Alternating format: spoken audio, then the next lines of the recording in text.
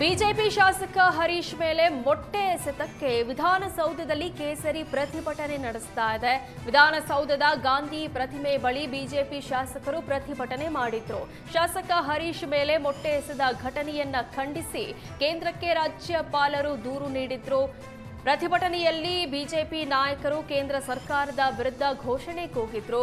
ರಾಹುಲ್ ಗಾಂಧಿ ಹೇಳಿ ಚರ್ಚೆ ಮಾಡದೆ ಪಲಾಯನ ಮಾಡ್ತಿದ್ದಾರೆ ಅಂತ ಬಿಜೆಪಿ ನಾಯಕರು ಆರೋಪಿಸಿದ್ರು. ಕಾಂಗ್ರೆಸ್ನ ಹೋರಾಟ ಮೋದಿ ವಿರುದ್ಧ, ವಿದ್ಯಾರ್ಥಿಗಳ ಪರ ಅಲ್ಲ ಅಂದ್ರು.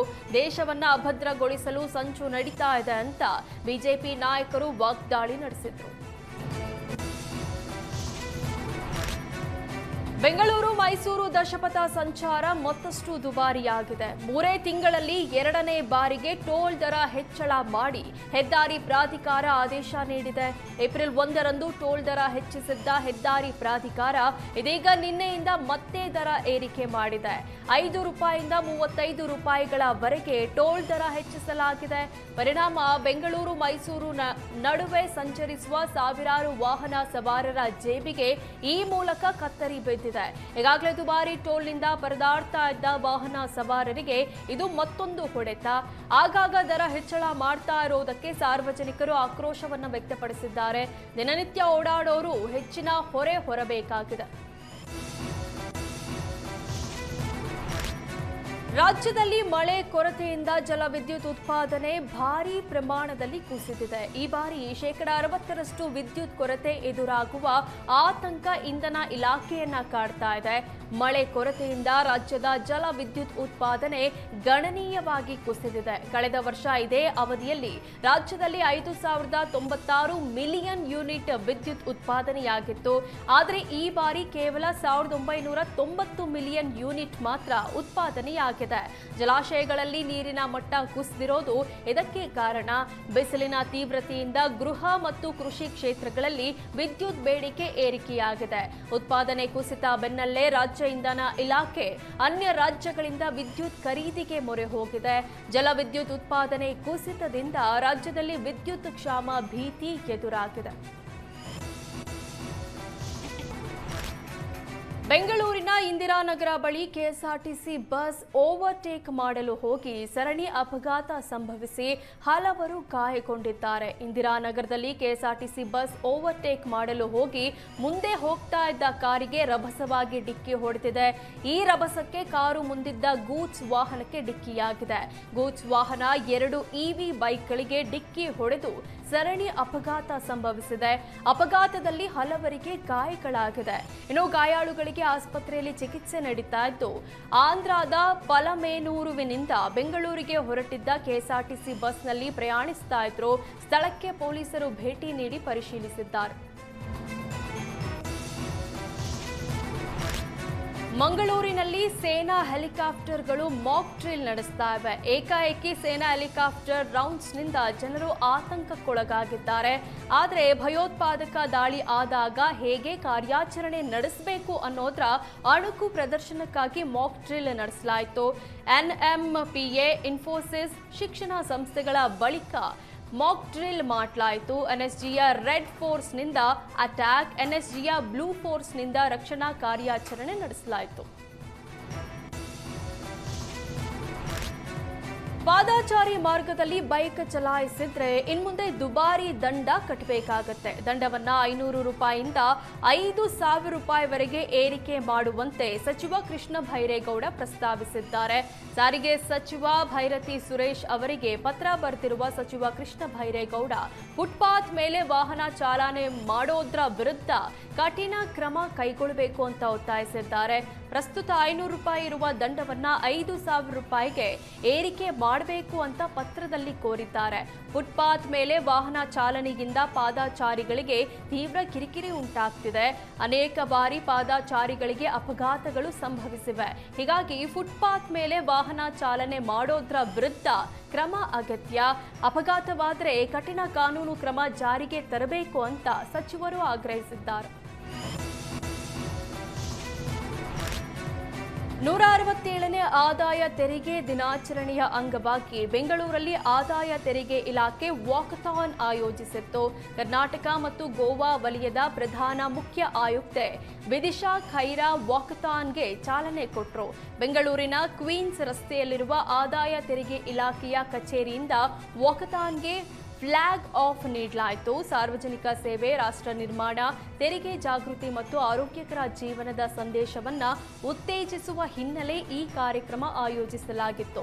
ಕಾರ್ಯಕ್ರಮದಲ್ಲಿ ಕರ್ನಾಟಕ ಮತ್ತು ಗೋವಾ ವಲಯದ 400ಕ್ಕೂ ಹೆಚ್ಚು ಆದಾಯ ತೆರಿಗೆ ಅಧಿಕಾರಿಗಳು, ಸಿಬ್ಬಂದಿ ಮತ್ತು ಅವರ ಮಕ್ಕಳು ಭಾಗಿಯಾಗಿದ್ದರು.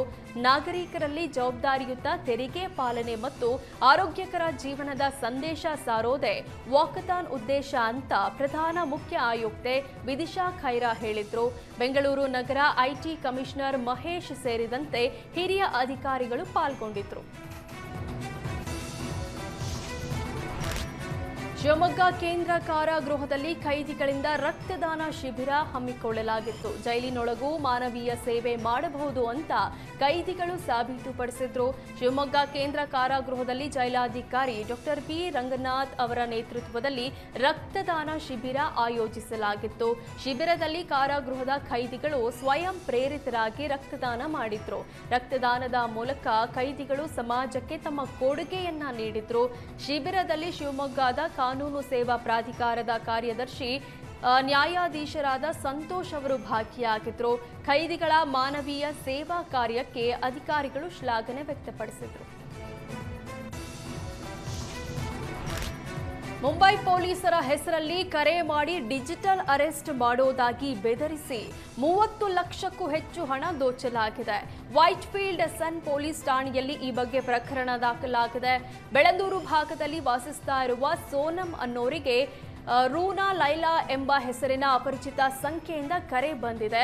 ನಿಮ್ಮ ಅಕೌಂಟ್ನಲ್ಲಿ ಅಕ್ರಮ ಹಣ ವರ್ಗಾವಣೆಯಾಗಿದೆ, ಮನಿ ಲಾಂಡ್ರಿಂಗ್ ಕೇಸ್ನಲ್ಲಿ ನಿಮ್ಮನ್ನ ಡಿಜಿಟಲ್ ಅರೆಸ್ಟ್ ಮಾಡಲಾಗ್ತಾ ಇದೆ ಅಂತ ಬೆದರಿಸಿದ್ದಾರೆ. ಆನ್ಲೈನ್ ಕಂಪ್ಲೇಂಟ್ ಮಾಡಿ ಇಲ್ಲ ಮುಂಬೈಗೆ ಬರಬೇಕಾಗತ್ತೆ ಅಂತ ವಾಟ್ಸ್ಆಪ್ ವಿಡಿಯೋ ಕರೆ ಮೂಲಕ ಹೆದರಿಸಿದ್ದಾರೆ. ವೆರಿಫಿಕೇಷನ್ಗಾಗಿ ನಿಮ್ಮ ಅಕೌಂಟ್ನಲ್ಲಿ ಇರುವ ಹಣವನ್ನ ಕಳಿಸಿ, ವೆರಿಫಿಕೇಷನ್ ಮುಗಿದ ನಂತರ ಮರಳಿ ಕಳಿಸ್ತೇವೆ ಅಂತ ವಂಚಕರು ಹೇಳಿದ್ದಾರೆ. ಅದನ್ನ ನಂಬಿದ ದೂರುದಾರರು ಆರ್ಟಿಜಿಎಸ್ ಮೂಲಕ 30.2 ಲಕ್ಷ ರೂಪಾಯಿ ವರ್ಗಾಯಿಸಿದ್ದಾರೆ. ಬಳಿಕ ಮರಳಿ ಕರೆ ಮಾಡಿದಾಗ ಆರೋಪಿಗಳು ಕರೆ ಸ್ವೀಕರಿಸಿಲ್ಲ. ಮೈಸೂರು ಜಿಲ್ಲೆಯ ಸರಗೂರು ತಾಲೂಕಿನಲ್ಲಿ ಜೋಳದ ಹೊಲದಲ್ಲಿ ಆನೆ ಮರಿ ಅಡ್ಡಾದಿಡ್ಡಿ ಓಡಾಡಿ ರೈತರಲ್ಲಿ ಆತಂಕ ಮೂಡಿಸಿದೆ. ಅರಣ್ಯ ಇಲಾಖೆ ಸಿಬ್ಬಂದಿ 6 ಗಂಟೆಗಳ ಕಾರ್ಯಾಚರಣೆಯ ಬಳಿಕ ಆನೆ ಮರಿಯನ್ನ ಕಾಡಿಗೆ ಅಟ್ಟಿದ್ದಾರೆ. ಸರಗೂರು ತಾಲೂಕಿನ ದಡದಹಳ್ಳಿ ಗ್ರಾಮದ ರೈತ ಮಹಿಳೆ ಸಣ್ಣಮ್ಮ ಅವರ ಜಮೀನಿನಲ್ಲಿ ಕಳೆದ 4 ದಿನಗಳಿಂದ ಆನೆ ಮರಿ ತಂಗಿತ್ತು. ಮುಸುಕಿನ ಜೋಳದ ಬೆಳೆಯನ್ನ ತಿಂದು ತುಳಿದು ನಾಶ ಮಾಡಿದೆ. ಇದರಿಂದ ರೈತ ಮಹಿಳೆಗೆ ಅಪಾರ ನಷ್ಟವಾಗಿದೆ. ಗ್ರಾಮಸ್ಥರಲ್ಲಿ ಆತಂಕ ಉಂಟಾಗಿತ್ತು. ಆನೆ ಮರಿಯನ್ನ ಹಿಡಿಯಲು ಅರಣ್ಯ ಇಲಾಖೆ ಸಿಬ್ಬಂದಿ 3 ಸಾಕಾನೆಗಳೊಂದಿಗೆ ಕಾರ್ಯಾಚರಣೆ ನಡೆಸಿದ್ರು. ಆದರೆ ಕಾರ್ಯಾಚರಣೆ ವೇಳೆ ಸೆರೆ ಸಿಗದೆ ಆನೆ ಮರಿ ಹೊಲದಲ್ಲಿ ಅಡ್ಡಾದಿಡ್ಡಿ ಓಡಾಡಿತು. ಸತತ 6 ಗಂಟೆಗಳ ಕಾಲ ನಡೆದ ಕಾರ್ಯಾಚರಣೆಯ ಬಳಿಕ ಅರಣ್ಯ ಇಲಾಖೆ ಸಿಬ್ಬಂದಿ ಆನೆ ಮರಿಯನ್ನ ಕಾಡಿಗೆ ಅಟ್ಟುವಲ್ಲಿ ಯಶಸ್ವಿಯಾದರು. ಕಾರ್ಗಿಲ್ ವಿಜಯ ದಿವಸದ ಅಂಗವಾಗಿ ಬಳ್ಳಾರಿಯಲ್ಲಿ ವಿಶೇಷ ಕಾರ್ಯಕ್ರಮವನ್ನು ಆಯೋಜಿಸಲಾಗಿದೆ. ಜುಲೈ 25ರಂದು ಕ್ಯಾಂಡಲ್ ಮಾರ್ಚ್ ಮತ್ತು 26ರಂದು ಶ್ರದ್ಧಾಂಜಲಿ ನಡೆಯಲಿದೆ. ಮಾಜಿ ಸೈನಿಕರ ಸಂಘದ ಬಳ್ಳಾರಿ ಜಿಲ್ಲಾ ಘಟಕದ ಅಧ್ಯಕ್ಷ ಅಣ್ಣಿಗೇರಿ ವೀರಪ್ರತಾಪ್ ಮಾಹಿತಿ ನೀಡಿದ್ರು. ಜುಲೈ 25ರಂದು ಸಂಜೆ ಎಸ್ಪಿ ವೃತ್ತದಿಂದ ಜಿಲ್ಲಾ ಪೊಲೀಸ್ ವರಿಷ್ಠಾಧಿಕಾರಿಗಳ ಕಚೇರಿ ಬಳಿ ಇರುವ ಅಮರ್ ಜವಾನ್ ಸ್ಮಾರಕದವರೆಗೆ 2 ಕಿಲೋಮೀಟರ್ ಕ್ಯಾಂಡಲ್ ಮಾರ್ಚ್ ಹಮ್ಮಿಕೊಳ್ಳಲಾಗಿದೆ.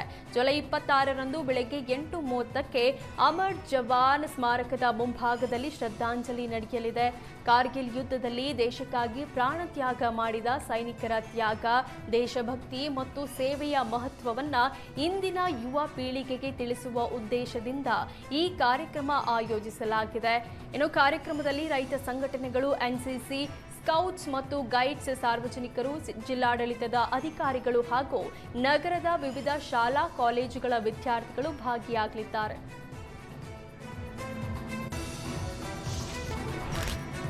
ಕ್ರೀಡಾ ಇಲಾಖೆ ವಿರುದ್ಧ ದೂರುಗಳು ಕೇಳಿ ಬಂದ ಹಿನ್ನೆಲೆ ಕೊಡಗು ಜಿಲ್ಲೆಯಲ್ಲಿ ಲೋಕಾಯುಕ್ತ ಪೊಲೀಸರು ದಾಳಿ ನಡೆಸಿದ್ದಾರೆ. ಮಡಿಕೇರಿಯಲ್ಲಿ ಇರುವ ಕ್ರೀಡಾ ಇಲಾಖೆ ಸಹಾಯಕ ನಿರ್ದೇಶಕರ ಕಚೇರಿ, ಮಡಿಕೇರಿ, ಕೊಡಗೆ ಮತ್ತು ಪೊನ್ನಂಪೇಟೆಯ ಕ್ರೀಡಾ ಶಾಲೆಗಳಿಗೆ ಲೋಕಾಯುಕ್ತ ಪೊಲೀಸರು ಭೇಟಿ ನೀಡಿ ಪರಿಶೀಲಿಸಿದರು.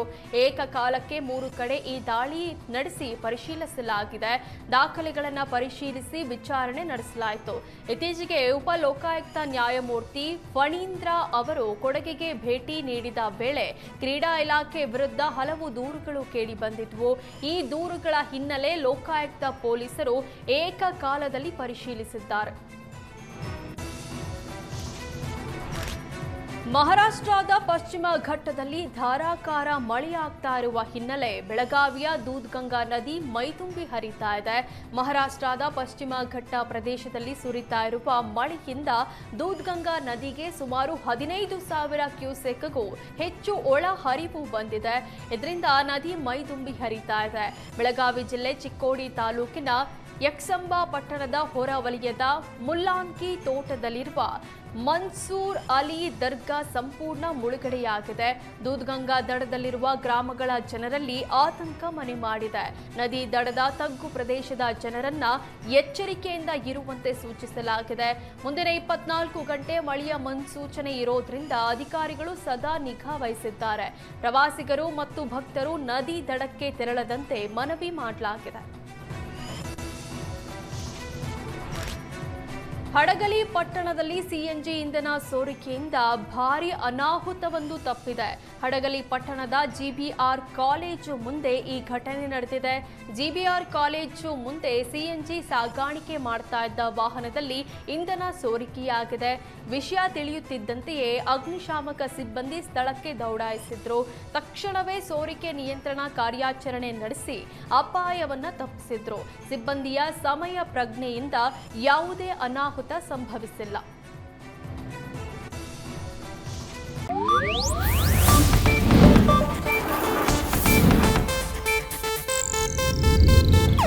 ಇದು ಏಷ್ಯಾನೆಟ್ ನ್ಯೂಸ್ ನೆಟ್ವರ್ಕ್ ಪ್ರಸ್ತುತಿ.